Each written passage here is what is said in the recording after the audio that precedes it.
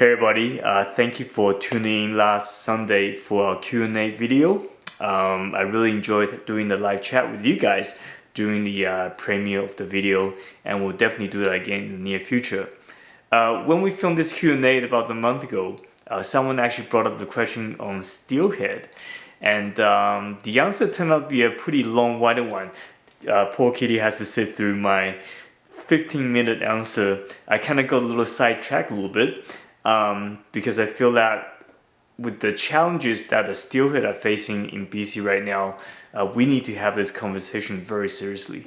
And this is a fairly big platform that we have, and I feel that we need to have this conversation on this platform to keep the pressure on the politicians, on the general public, so people are aware what's going on.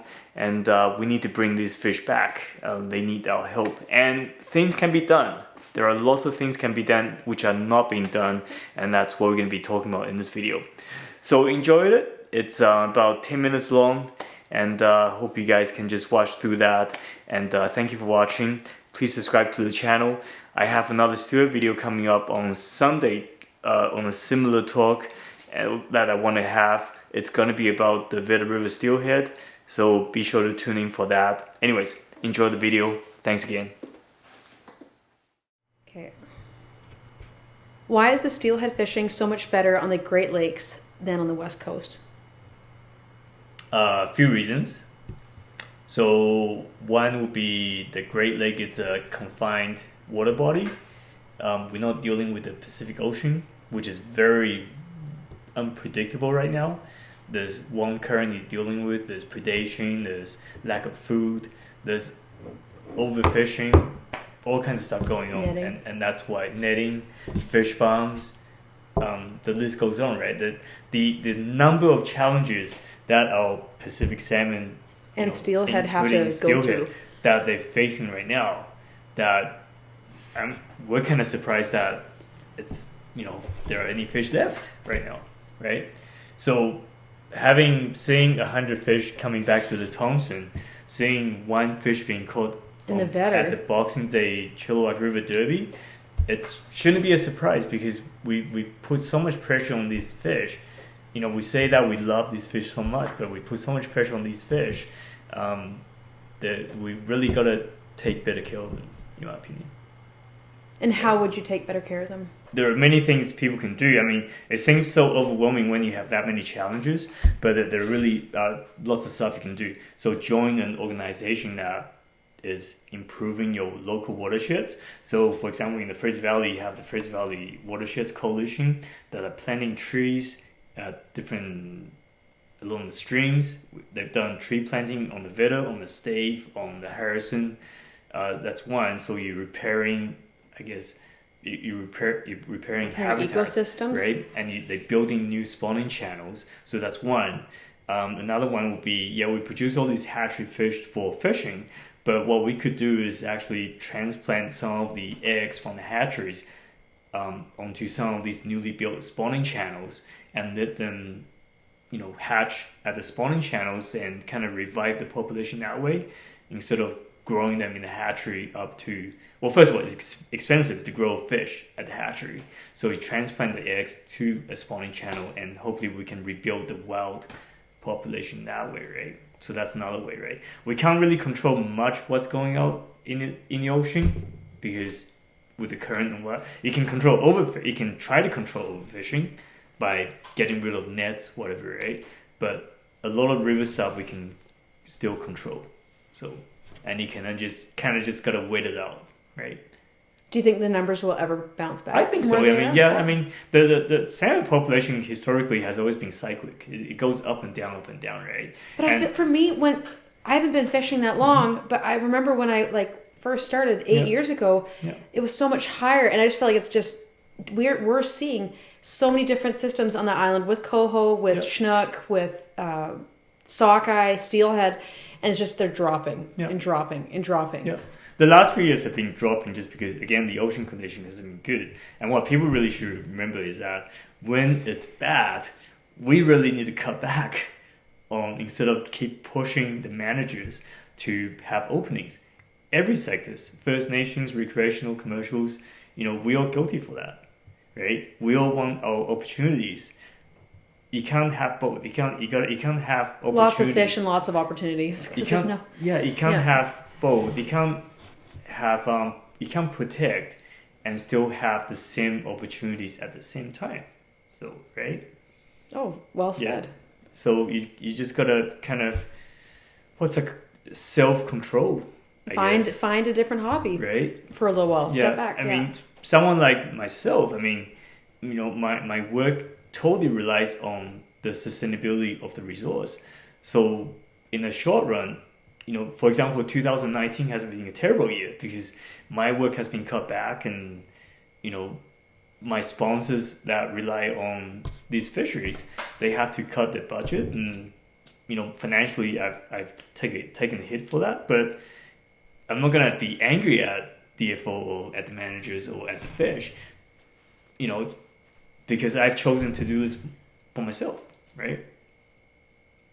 I've chosen to rely on a natural resource to make money, and who am I to blame? I can't blame anyone.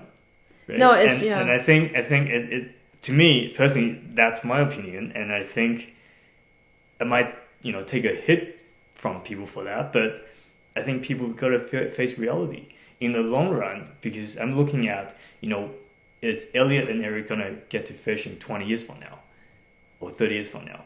Right? Well, the way it's going, I don't know. Right, exactly, right. So what's the point of me getting, having a short-term financial gain to provide them with a good financial future when the fishery doesn't have a future for them in 20, 30 years from now, right?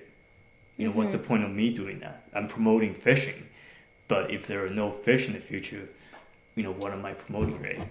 It's just same thing as, fishery advocacy. If I am trying to push for fishing opportunities, if fishing, if we keep having all these disagreements with other sectors, when there are no fish, there's nothing to fight about anymore after that, right? So it's more important to, in my opinion, right now, it's more important to find that shared values between the commercials, between First Nations, between everyone, and work together and trying to find a common ground and bring the fish back, right? This is a pretty deep Q&A.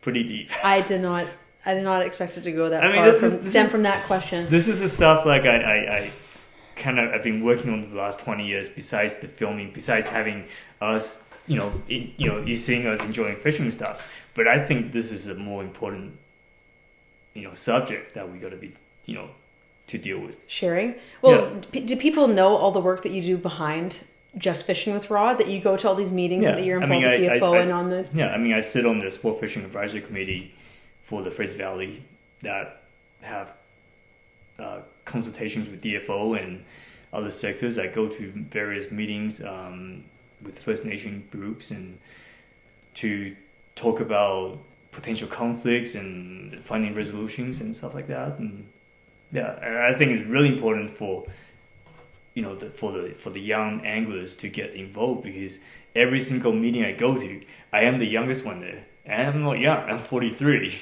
and there should be more guys or women in the 20s and 30s going to these meetings and representing their group. And well, so if individuals wanted to get involved in this and join the meetings, like you're saying, because you do need to have that younger voice, how do they go about? Who do they contact? So first of all, you should try to join an organization in your area. So let's say the BC Drift Fisher, BC Federation of Drift Fishers, Fly Fishers, Fraser Valley Salmon Society. I'm just talking about the Fraser Valley right now. Because I was going to say, I'm out on the island, and I'm not using that as an excuse, but are there other people or communities or groups that you can join where it's not just the Fraser Valley, but you're just talking about the Fraser Valley for now, not interior or island? So on the island you have various fishing clubs as well that they... I feel bad because I'm not in any. Individual clubs have their own representation, attend the local sport fishing advisory committees as well, and you can go to those meetings, and you're not going to make a difference at the very beginning because you're pretty new at it, but you're more there to absorb the information, to hear what other people have to say, and then that's how and then you pass it on to other people. Yeah, you come back and pass it on to your membership, and so your membership are more informed and educated, and then you can collectively make more educated decisions, right? Because people don't want to be told you can't fish, but if there's a good reason for people not to fish, then I think people will be quite inclined to do that, right? So we can go on for hours about this stuff, but I mean, myself, I'm pretty passionate about it. I think I can see that. It's not bad though. No, it's not bad. I just wish more people get involved. I look at, living in Europe, whatever, every single person they belong to a fishing club that belongs to a national fishing organization. So they have a huge, strong voice which can bargain with the government to push the government to do stuff. When you have 50,000 membership, you can actually have a say at the political platform. How big are these groups that you attend right now? When you say you're the youngest, how Tiny. big? So for the local Fraser Valley Sport Fishing Advisory Committee, usually there's 6-7 DFO staff. You're looking at a resource manager, an assistant, 3 or 4 fishery officers attending, maybe a biologist. Then you have maybe 5 fishing representatives, myself included. Chris Gatson, Nick Bassick, Dingwork, and they're all from Fraser Valley Salmon Society. So it's just the whole society going plus you. Plus me, I represent myself, Fishing with Rod, the angling public. And then maybe one person from the BC Wildlife Federation, so we're looking at 5 or 6.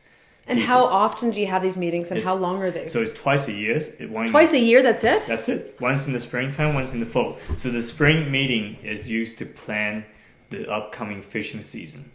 Okay? It's DFO showing up, telling you how the salmon runs might be in the summer and the fall. In the fall meeting in November is to kind of summarize what has happened, how good and bad things have been, and what we can do to improve things. And what are some of the shared concerns that the Sport Fishing Committee have that we want to put forward to other groups. So, yeah. I need 2 meetings a year. Then you get emails throughout the year to keep you updated. So, yeah. And I try to bring... Is it easy content though for the average person to understand and to interpret? Or is it pretty dense? It can be a little dense, but I say overall it's pretty easy to understand because it's generalized so that it's made it so that it's easier for the general public to understand. Right? They have fishing regulations and just political stuff that's going on right now is they have heavy. PowerPoint presentations that makes it easier to understand. So most of the stuff that's complex is going to be the biology stuff, right? Well, I was going to ask who's the main person presenting this information. So there's various people presenting. So you might have a salmon biologist presenting. You might have someone from the stock assessment presenting the Fraser River Chinook salmon return for this year. So every single person has his own task that show up and present. So fishery officers will have their supervisors presenting a summary on how the compliance has been for the year.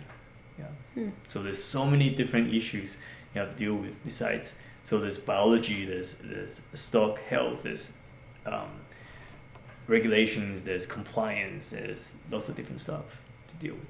Right? Yeah.